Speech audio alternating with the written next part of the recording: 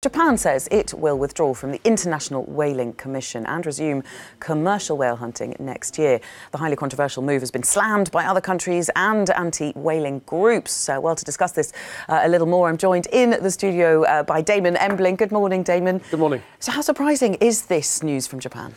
Well, this is obviously a highly controversial announcement that's coming out of Japan. It had been expected, but quite clearly it's a surprise given Japan's normal approach to diplomacy and multilateralism. But the background to this, pulling out of this IWC, the International Whaling Commission, basically Japan has been lobbying the Commission for some years now, in fact decades, to get the restrictions lifted on commercial whaling. It hasn't succeeded. The latest rejection came at a September meeting just a few months ago. So now we're in this situation where basically it's at loggerheads with the Commission. It's reached an impasse and Japan is basically saying we've had enough, we're going to go our own way. And they're basically pulling out of this commission means that they can now resume commercial whaling. Of course, commercial whaling has been banned for some decades now, Belle. It was banned back in the 1980s amid fears that some whale species were close to extinction. But Japan actually questions that, whether most species are close to extinction. They also say that eating whale meat is a big part of Japanese culture, and this is why they want to resume that.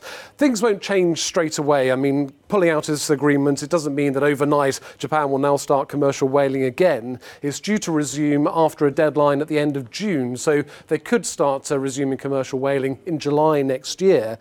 They're saying that whaling will be carried out in accordance with international law, and they will only carry out in their territorial waters and in a special economic zone. But clearly that won't appease those critics that we're seeing coming out over this. No, well, let's talk a bit more about those critics. What's the international reaction been?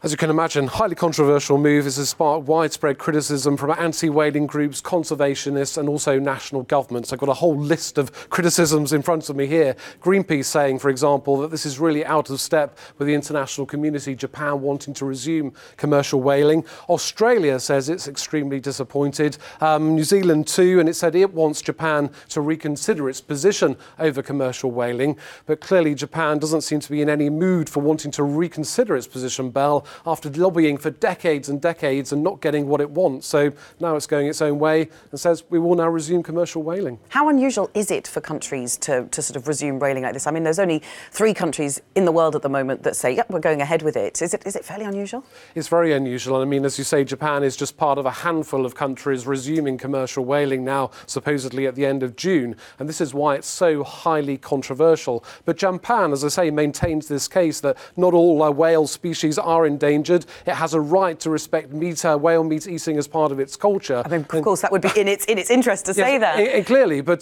this I think is going to attract a lot more criticism over the coming days and the coming weeks. National governments coming out alongside those conservationists, adding to that criticism. But I don't think Japan at the moment is going to change its mind. Now, authorities in Indonesia are urging people to stay away from the coast that was devastated by a tsunami that killed more than 420 people on Saturday. The Anak Krakatau volcano that caused that tsunami is once again erupting, with warnings of extreme weather and high waves on the surrounding coastal areas. Panic is growing among traumatised survivors of Saturday's disaster, as Antonio Oliveira Silva reports. On trucks and motorbikes, families look for safety on higher ground. They thought another tsunami was about to smash into their community. But it was a false alarm. One of many since last weekend.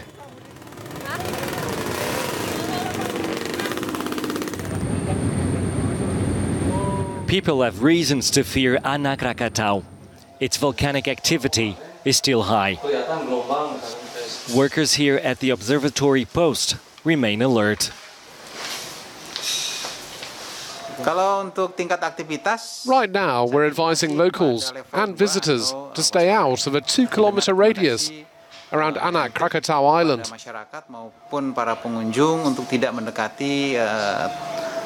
Pulau Anak Krakatau ini dalam radius 2 kilometer. Some of those panicking at the slightest rumor went through a near-death experience just 4 days ago. It's the case of Tati Hayati. She says the tsunami came out of nowhere. First of all, there was a blackout and no sign at all of an incoming tsunami. The weather was clear and the waves looked normal. We were all sitting down when a boy arrived and said the volcano was erupting, so we all ran away and jumped into a car.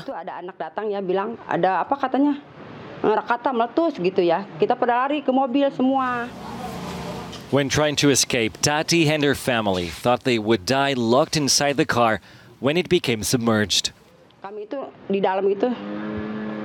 We were locked inside the car, and then suddenly the window broke and all 11 of us were submerged in water.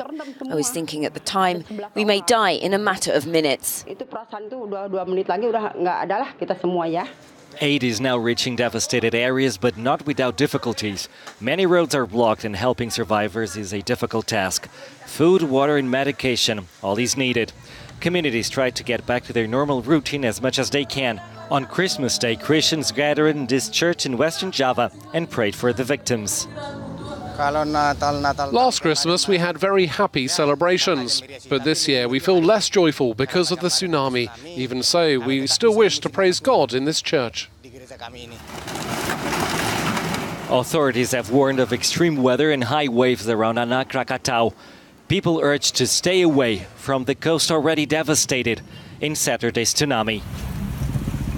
Antonio Oliveira Silva, Euronews.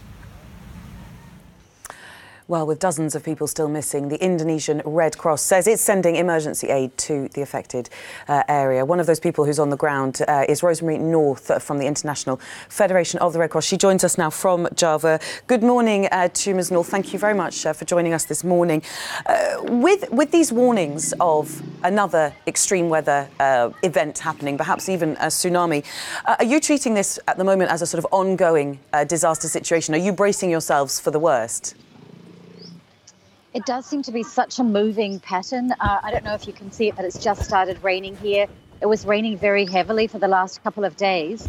And in fact, to get to where I am now, we had to go through some flooded water, some roads that were blocked. And on the way, we stopped at a shelter where people were staying who were not only affected by the tsunami, but also their homes are flooded.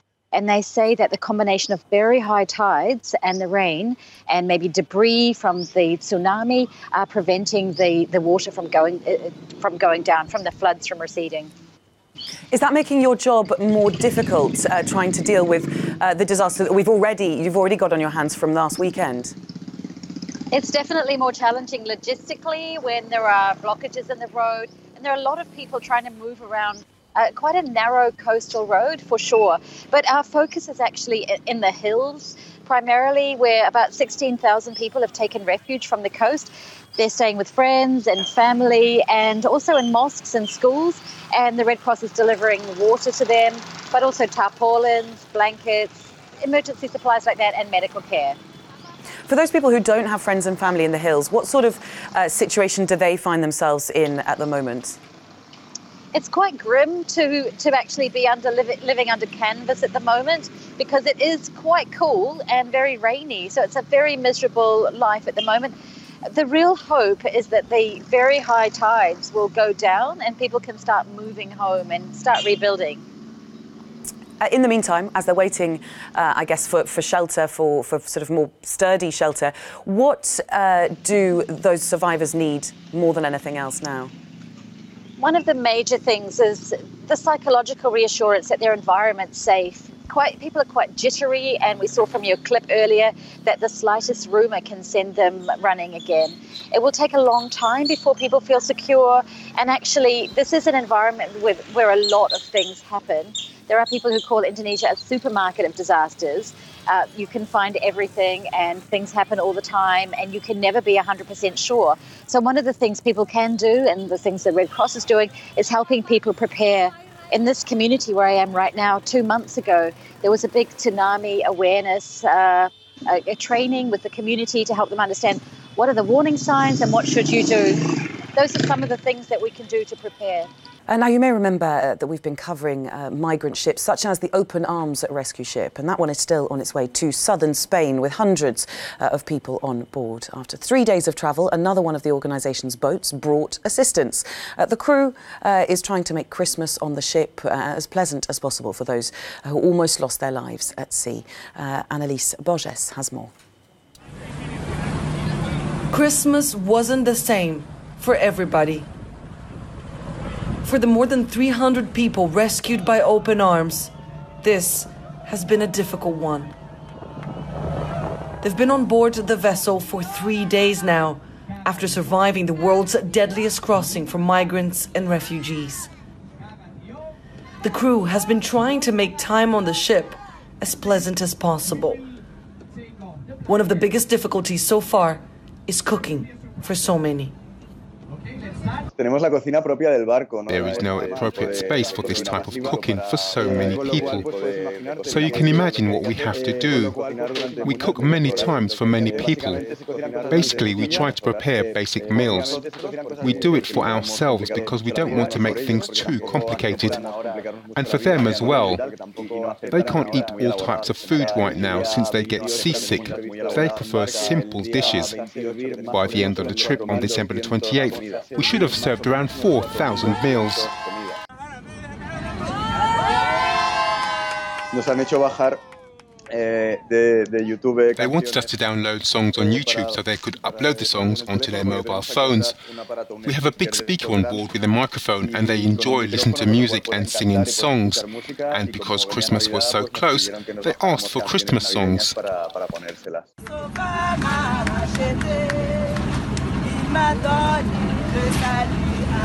To the best of their ability, the crew members have also tried to celebrate Christmas.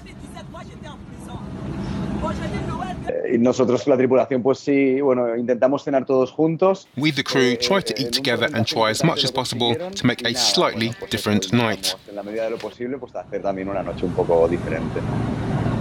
Rescued in the Mediterranean, the passengers of the Open Arms are safe for now.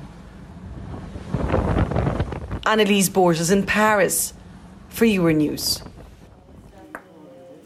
Annalise Borges, who was aboard the migrant rescue ship Aquarius this summer, joins us now from Paris. Good morning to you, Annalise. Just tell us what the conditions are likely to be like on the Open Arms ship at this stage. Good morning, Belle. Well, the conditions are likely to be extremely difficult for those rescued at sea, but also for the volunteers that have been trying to care for those people. 313, which is the number of people rescued on Friday, is an extremely large number of people for an emergency tow vessel like the Open Arms, which is roughly 37 meters long. Just to give you an idea, the Aquarius was double that size, and it got pretty crowded back in June when it rescued 329 people. Volunteers on board the Open Arms have been reporting that the situation is extremely trying for everyone involved. They said, of course, that they didn't have enough food or medicine for all the passengers. They also said that with the temperatures being this low, it is very cold here in Europe at this time of year. They didn't have enough blankets for everyone. They only had 2 bathrooms on board. And so you can only picture how difficult it is for those people who had already spent quite enough time in the water before being rescued, of course, in a rescue operation that is always extremely complicated. So the situation can only be described as dire, and they will have to face that situation for 2 more full days because the Open Arms is set to dock in the port of Algeciras on Friday morning.